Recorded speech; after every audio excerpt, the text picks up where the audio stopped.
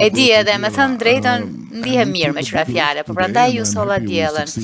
Dhe në fakt morëm goxha rrezik përsipër sot dhe më vjen shumë mirë që ja dolëm me sukses. Është ndërveprimi i parë i saj drejt për drejt dhe është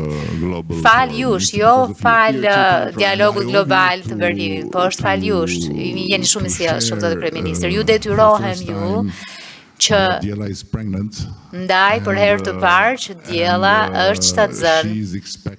dhe pret 83 fëmijë,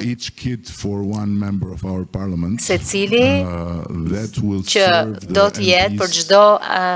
antar të parlamentit tonë që do të shërbej si asistent për ta që do të marrin pjesë në seancat parlamentare, që do të mbajnë